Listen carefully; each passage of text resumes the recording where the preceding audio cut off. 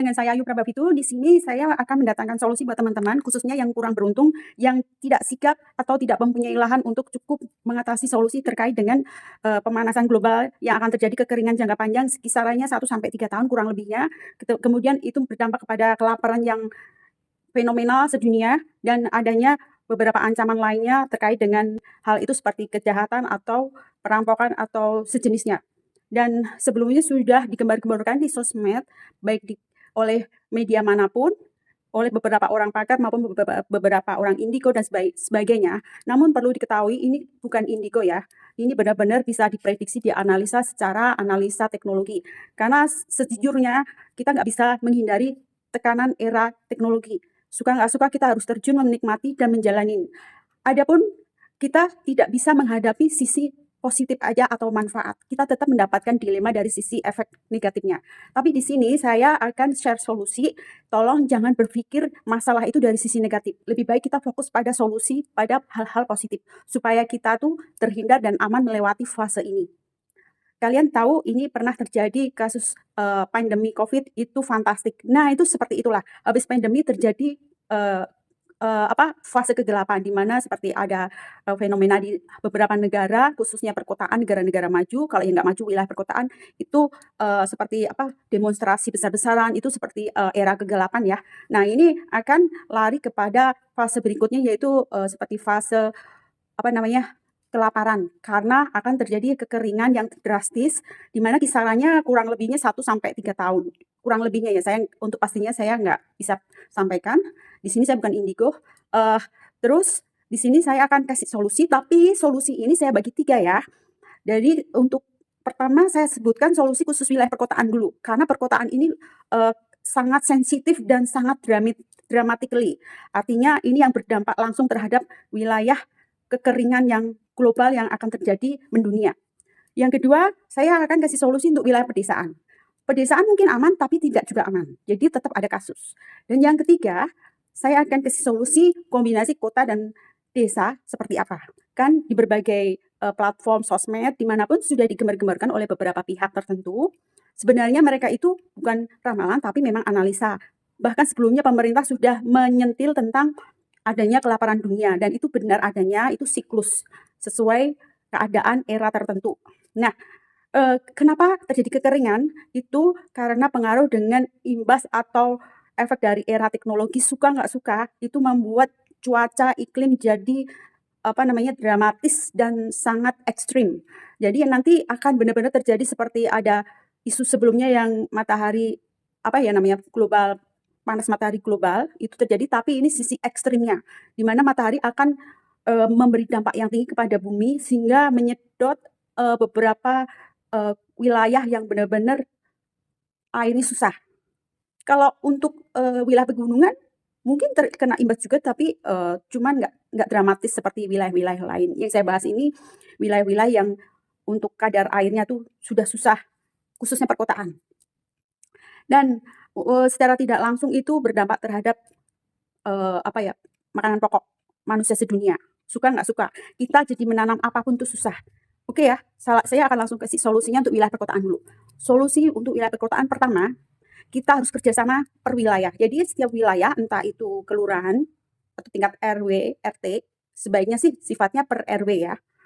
Kelurahan terlalu besar, per RW itu harus mengkoordinasi masing-masing RW untuk sikap mengumpulkan warganya untuk patungan menyiapkan lahan kosong, yaitu tanah kosong, jangan ada bangunan apapun. Pokoknya benar-benar tanah kosong, pastikan tanah itu berkualitas, artinya bisa ditanamin tanaman.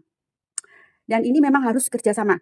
Kalau ngomongin per individu, ya saya di sini nggak ngomongin per individu yang mampu, yang punya kaya tinggal beli tanah, itu saya nggak bahas di sini. Yang saya bahas di sini adalah solusi saya bagi mereka yang kurang beruntung, nggak punya lahan, nggak punya uang, nggak tahu caranya, tapi kita punya otak, punya semangat, punya energi. Itu yang saya tuju. Ya, kita harus bikin tim.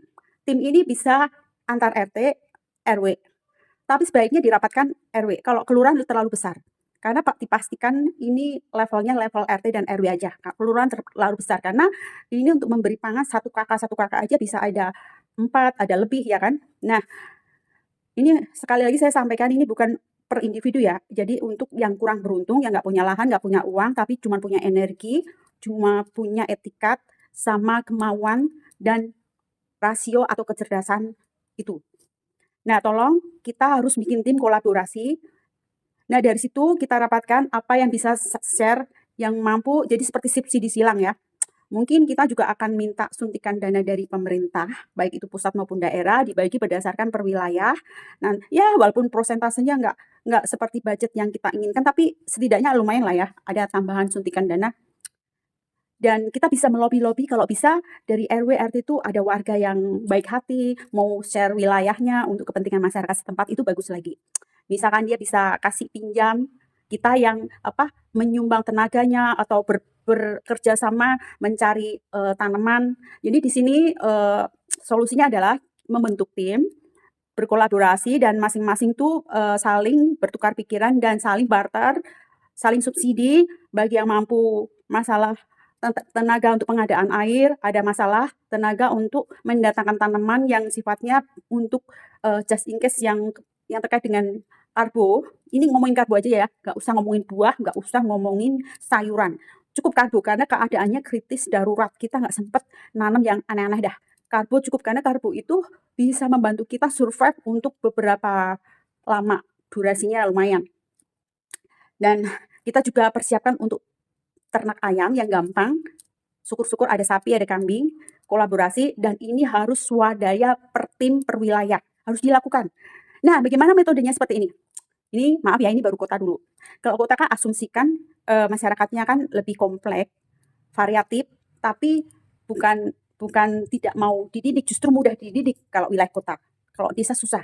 Makanya di sini saya ada solusi saya bagi-bagi berbagai wilayah sesuai dengan populasi, kecerdasan, dan dinamika masyarakatnya, sosialnya seperti apa. Gini, kan tadi saya sudah bilang bentuk tim, kolaborasi. Nah, bagus lagi antar RT bisa saling koordinasi karena nanti dirapatkan RT-RT dalam satu RW. Di sini poinnya gini, kita harus menciptakan lahan kosong dan itu benar-benar kita jaga ketat. Kenapa kita jaga ketat? Supaya tidak diambil alih oleh oknum yang tidak bertanggung jawab, bisa dari wilayah lain, malam-malam mencuri yang kita tanam kan repot ya. Sementara itu udah dihitung untuk kapasitas per kakak sekian, ya kan? Itu.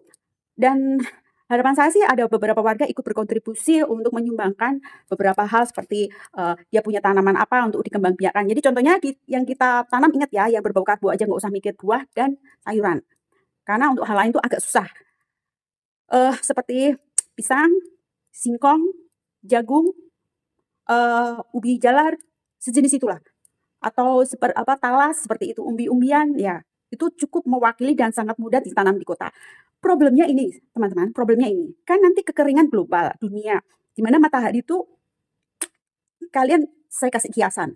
Kalian tahu orang marah kan? Orang marah kan matanya blok, melotot. Nah, kondisi matahari itu seperti itu. Dan ozon bumi itu menipis karena efek dari penggunaan teknologi secara masif sedunia.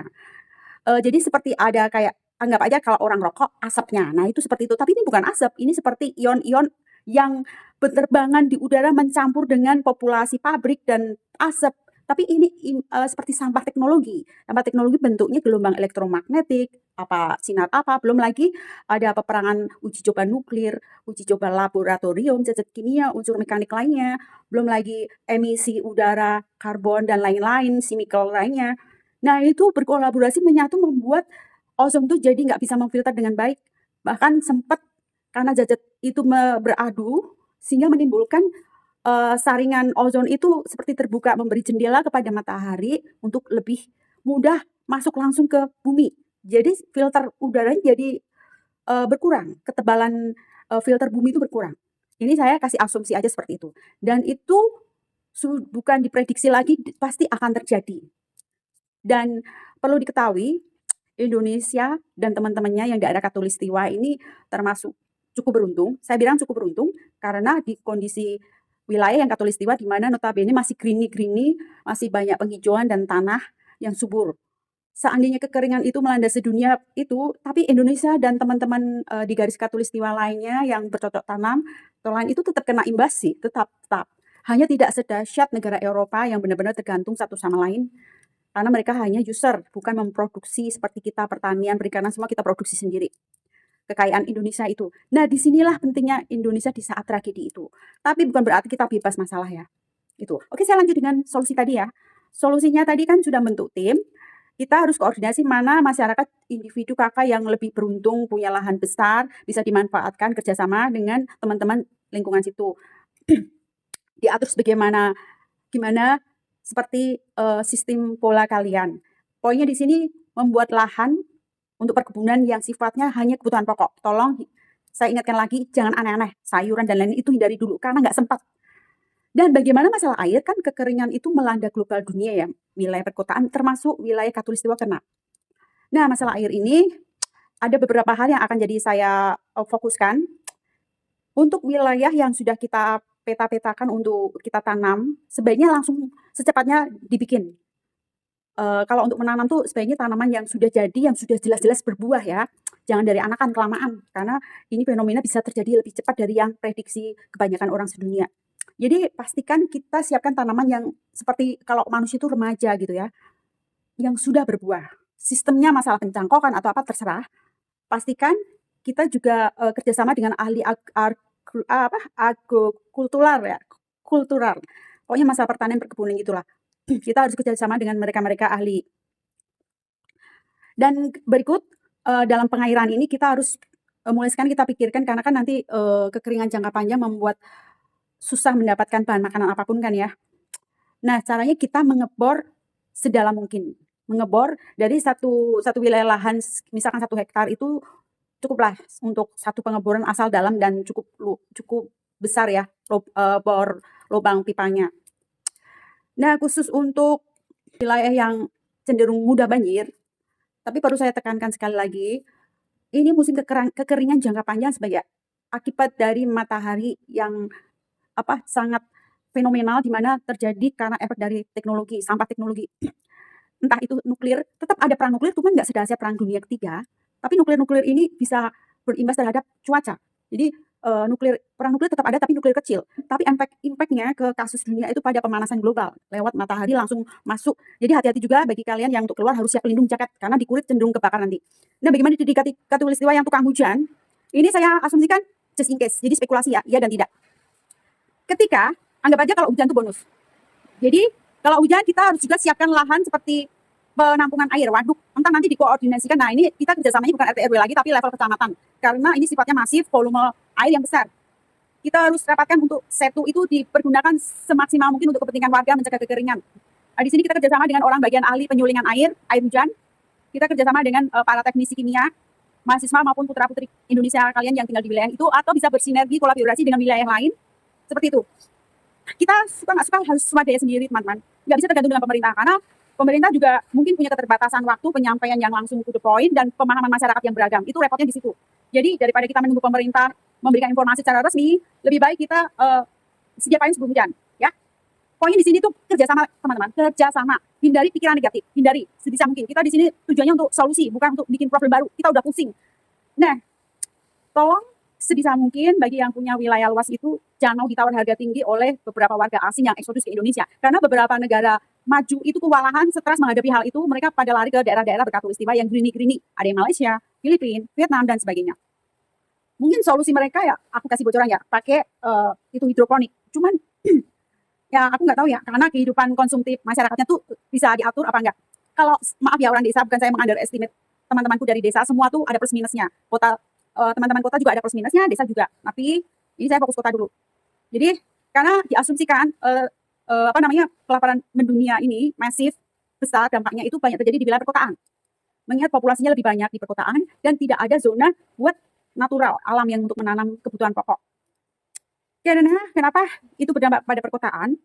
Karena ini berlangsung antara kurun waktu 1-3 tahun. Cukup lama teman-teman, cukup lama. Makanya kita lebih baik preventif, siapa yang sebelum hujan. Masalah nanti imbasnya ternyata nggak sedahsyat yang kita pikirkan, anggap aja itu bonus gitu loh. Jadi biasakan kita berprinsip berpikir positif terhadap kasus, apalagi kalau kasus itu bisa diprediksi dan bisa diketahui dan itu diakui oleh kalangan manapun, elit global maupun orang-orang dunia. Kita ambil sisi positifnya, fokus ke situ. Kedua, kita langsung gerak cepat, nggak usah nunggu pemerintah, kita mandiri, swadaya bersama-sama tim, gitu ya. Nah, Kalian sudah jelas nggak sampai di sini solusi itu kira-kira gambarnya seperti itu, dan saya ulang hanya kebutuhan makanan pokok. Masalah air, kalian harus kolaborasi, cepat cari tahu penyulingan air untuk diminum, terus tempat penyiraman untuk tanaman-tanaman yang jadi makanan pokok. Bagaimana kalau tanaman hidroponik? Gini ya, yang sedang melanda kelaparan dunia itu justru karena efek dari air, teman-teman, efek dari air. Jadi tanaman hidroponik itu cenderung apa ya? Cenderung boros air, namanya hidroponik. Kalau ground itu kan mendinginkan. Ground itu tanah atau ground itu sifatnya mendinginkan. Jadi kita kasih air, dia seperti menyimpan air dari sel-sel tanah tersebut gitu loh. Syukur-syukur kita berada di wilayah tanah yang bisa menyimpan kelembapan air. Lalu bagaimana dengan banjir atau hujan? Ya itu yang saya bahas tadi. Solusinya tuh kita fokus kepada setu, kita kerjasama dengan mereka. Kalau yang nggak punya setu, gimana ya? Itu harus kerjasama masing-masing warga sih. Tapi kalau per kakak saya nggak yakin. Oke, ini kalau untuk banjir ini kita fokus, atau hujan deras, kita fokus sama per RT. Per RT itu lebih efektif daripada per RW atau per kelurahan, itu lebih susah.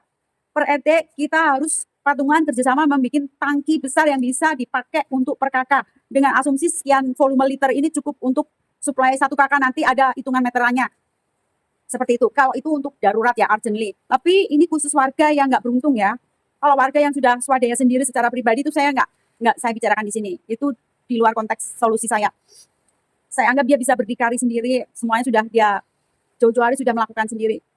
Tapi kalau bisa sih, kalau mereka aman-aman aja melihat lingkungan seperti itu, ya ikut berkontribusi terhadap masyarakat setempat sekitar, itu akan lebih bagus. Karena di dalam gambaran saya itu akan terjadi barter, karena kan dalam durasi 1-3 tahun itu kemampuan manusia untuk makan makanan pokok dengan yang sifatnya itu aja berdampak terhadap kurangnya semangat untuk hal tertentu. Makanya sebisa mungkin per wilayah yang punya perkebunan itu dengan wilayah lain itu beda bahan pokok. Jadi bisa berkolaborasi, bertukar, saling barter seperti itu. Itu bagusnya begitu.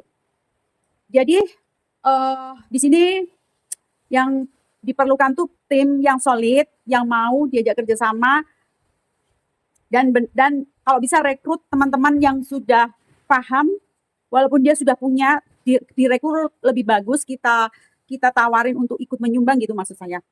Kan menyumbang itu bisa bentuk apa aja ya, bisa lewat ide, bisa lewat ilmunya, bisa lewat keuangan, bisa lewat menyediakan tanah yang tersisa karena buat keluarganya sudah lebih dari cukup, makanya disumbangkan untuk rame-rame, itu juga bisa. Terus ada yang menyuplai fasilitas untuk kepentingan penampungan air.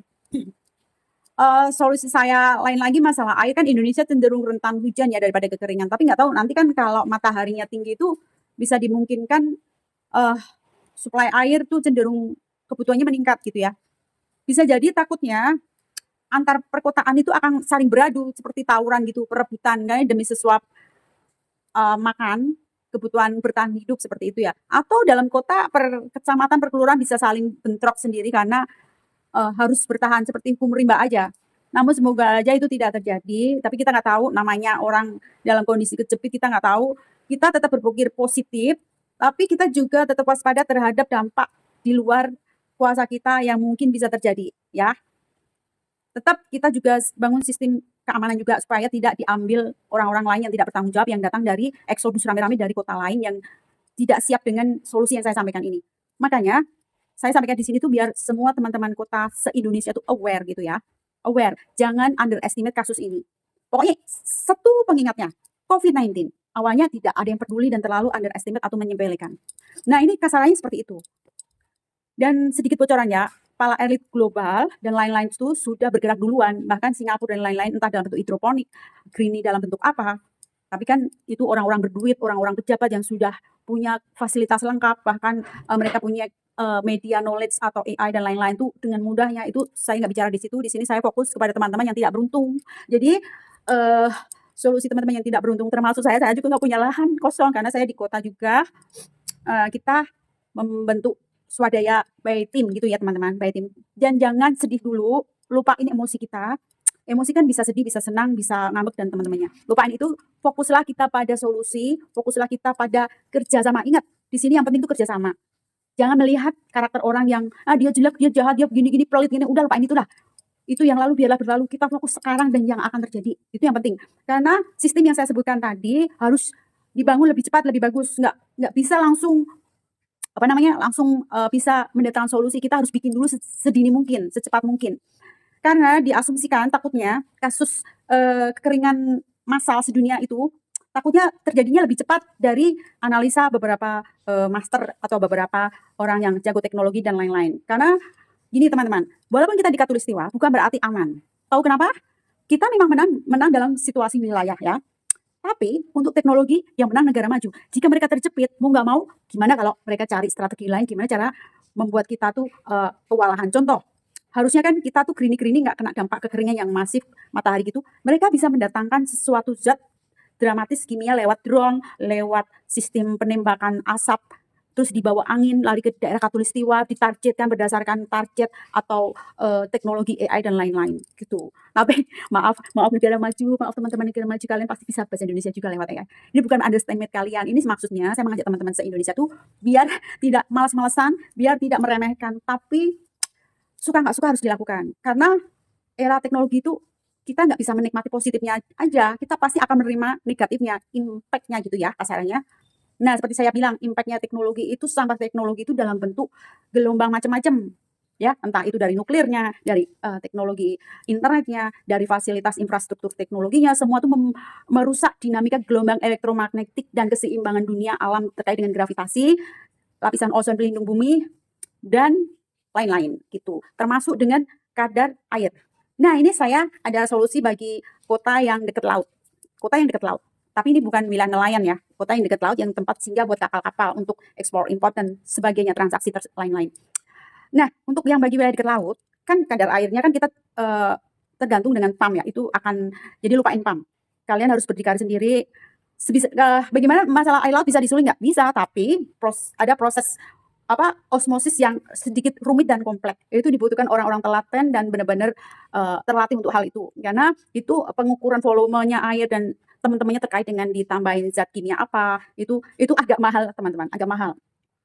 Dan hanya orang-orang tertentu seperti yang berduit aja mungkin bisa make sense ke situ ya. Seperti saya katakan sebelumnya, di sini solusi saya untuk orang-orang yang kurang beruntung. Tuh, ya. Oke, yang dari untuk kota cukup segini dulu. Nanti dibahas lanjut, saya akan bahas ke tab berikut untuk wilayah desa. Nah, untuk yang tab terakhir kombinasi desa dan kota. Oke, langsung. Terima kasih, semoga bermanfaat.